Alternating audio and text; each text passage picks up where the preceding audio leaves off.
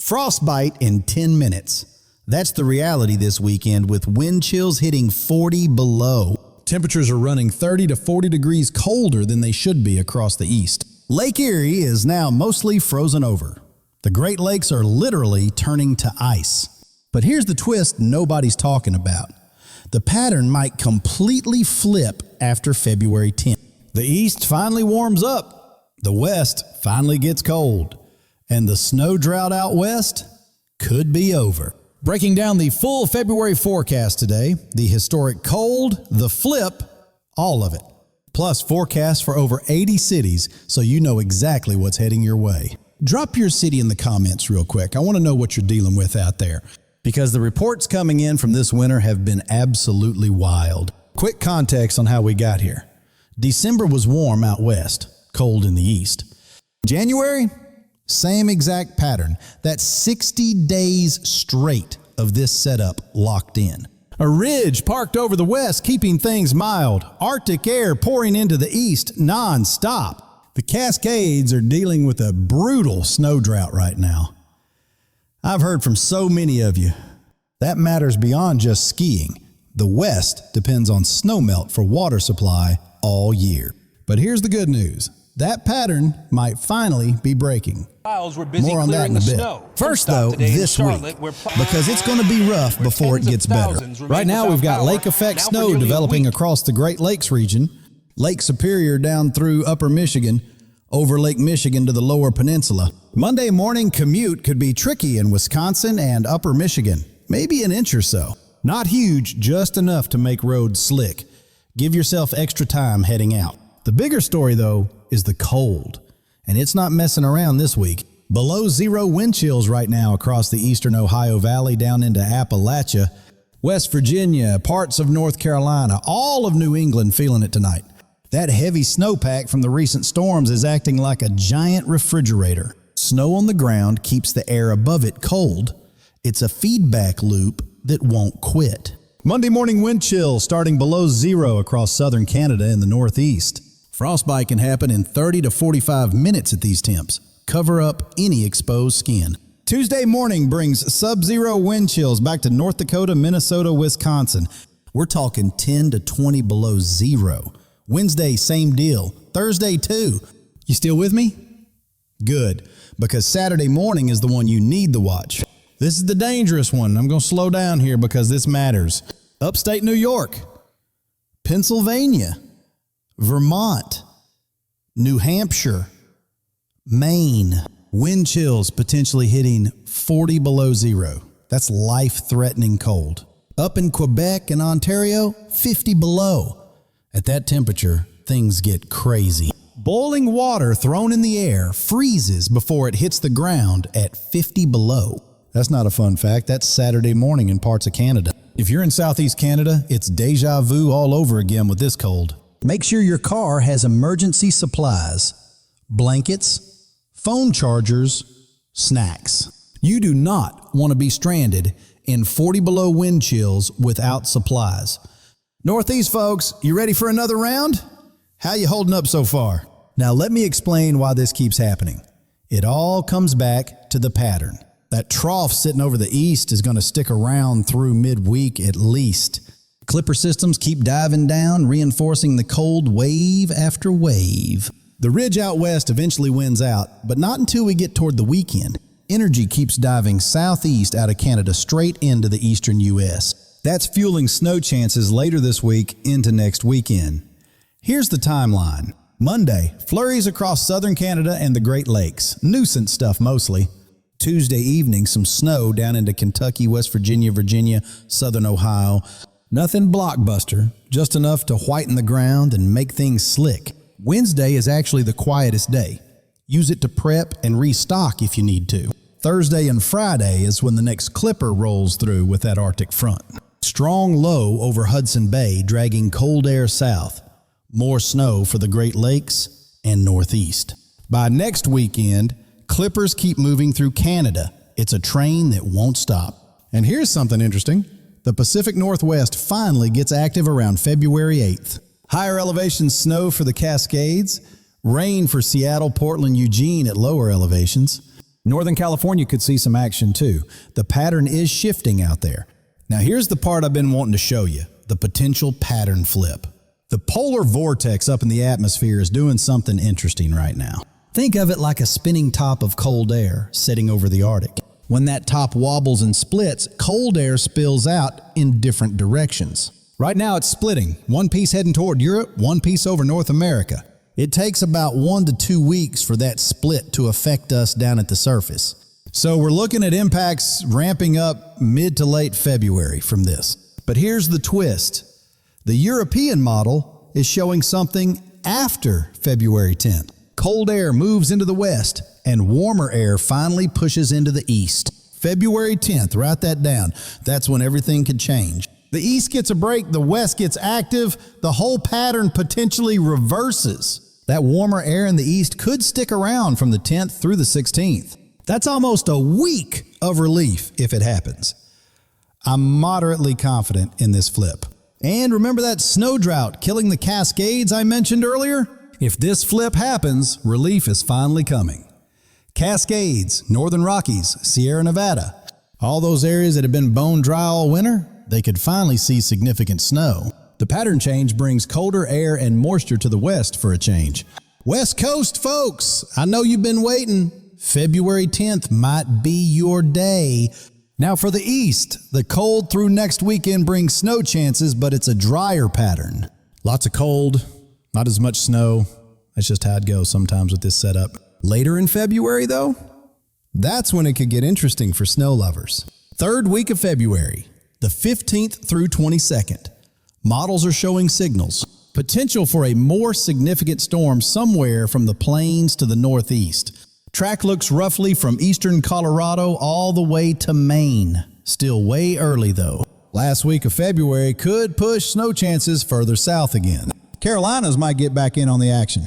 Mid-Atlantic and Northeast too. So if you're east of the Mississippi and waiting for snow, February isn't done.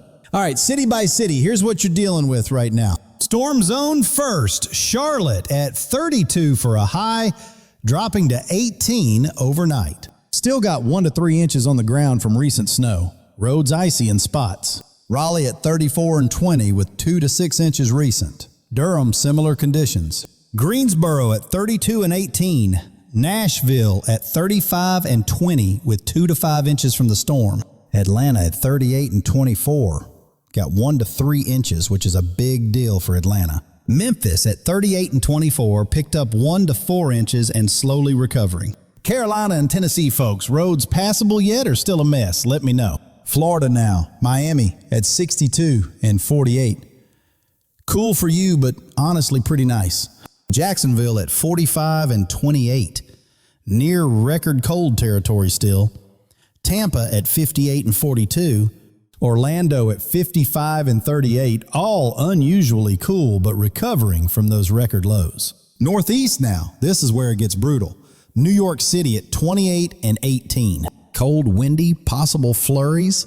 Boston at 26 and 16. Very cold out there. Philly at 30 and 20. DC at 32 and 22. Baltimore at 31 and 21. All raw and cold. Pittsburgh at 26 and 16. Newark and Jersey City at 30 and 20. Bundle up. Midwest is rough. Chicago at 22 and 12. Detroit, Cleveland, Columbus, all similar. The whole region is stuck in a freezer right now. Low 20s for highs, teens for lows. Indianapolis at 25 and 15. Fort Wayne at 24 and 14. Classic deep winter stuff. Minneapolis and St. Paul at 18 and 8. That's extreme cold even for Minnesota. Milwaukee at 22 and 12. Madison at 20 and 10. Wisconsin locked in. Cincinnati at 28 and 16. Louisville and Lexington around 30 to 32 for highs. Kansas City and St. Louis both at 30 and 18. Trace snow possible. Omaha and Lincoln around 26 and 14. That plains cold just won't quit. Wichita at 32 and 18. OKC at 40 and 25. Tulsa at 38 and 24. Southern Plains milder. West Coast though, Different planet entirely. LA at 65 and 48. Beautiful. San Diego at 62 and 50. San Francisco at 58 and 45. All pleasant out there. Phoenix at 68 and 48. Tucson, same. Warm and sunny while we freeze over here. Las Vegas at 58 and 38. Sacramento at 60 and 42. That ridge keeping you comfortable. Seattle at 48 and 38 with showers coming. Portland at 50 and 38. Finally, some moisture. Denver at 38 and 22. Colorado Springs at 35 and 18. Cool but manageable. West Coast people enjoy it now, but that pattern flip might change things after the 10th. Texas quick. Dallas at 45 and 28. Fort Worth at 46 and 29. Cool and dry. Houston at 48 and 32.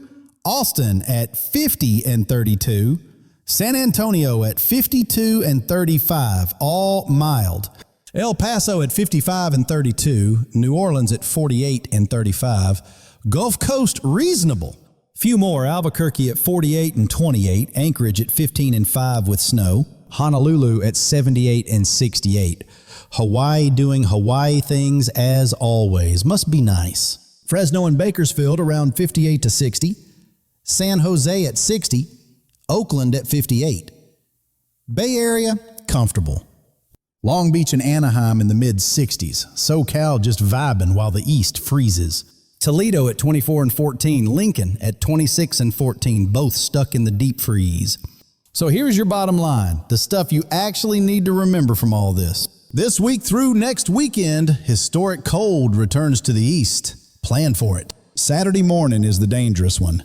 40 below wind chills possible across the Northeast. At those temps, exposed skin can get frostbite in under 10 minutes.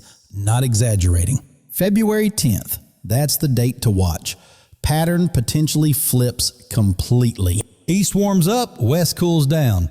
If it happens, it's a complete reversal. Cascades and Rockies finally get the snow they've been missing if that flip comes through. For those dealing with the snow drought out west, relief might finally be on the way. Third week of February, the 15th through 22nd. Keep your eyes on that window. Models are showing signals for a potentially significant storm from the plains to the northeast. Too early to pinpoint exactly where, but the setup is there. We'll be watching closely. Last week of February could push snow chances back south again into the Carolinas. Mid-Atlantic and Northeast stay in play too. If you want snow, February isn't done yet. One thing I want to emphasize, this winter has been really hard on the east.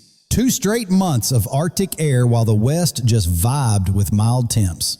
But patterns don't last forever. That February 10th flip could change everything. The polar vortex doing its thing, the ridge breaking down, it all points to change. So if you're exhausted from the cold in the east, hang in there. Relief might be coming. And if you're in the west waiting for snow, your patience might finally pay off. Check on your neighbors this week, especially elderly folks and anyone living alone. This kind of cold is dangerous, and not everyone has the resources to stay warm. A quick knock on the door or a phone call can make a real difference. What's been your coldest temperature so far this winter? Drop it in the comment. I'm curious what different areas have been dealing with. It helps me with future forecasts too. If this breakdown helped you understand what's coming, hit subscribe. Updates coming daily. The way that third week of February is shaping up in the models, you're going to want to see it. Stay warm out there, everybody. February is going to be a wild ride, but we'll get through it together. Quick reminder before I go, that Lake Erie freezing over I mentioned at the top, that's actually limiting lake effect snow right now. The lakes need open water to fuel lake effect. When they freeze over, the snow machine turns off. So that's one silver lining, I guess. For everyone asking about specific regional breakdowns, I hear you. I'll be doing deeper dives into the Northeast, Midwest, and Southeast as systems develop. Make sure notifications are on so you don't miss those when they drop. This winter has been one for the record books already, and we're not even done with February. From the polar vortex doing its thing to the pattern flip potentially coming after the 10th. There's a lot still to unfold. I'll keep you updated every step of the way. Drop your city, drop your coldest temp this winter. Let me know how you're holding up. The comments help me know what areas to focus on and what questions people have. Stay safe, stay warm, and remember, spring is coming. Eventually. Just not yet. I'll catch you in the next forecast.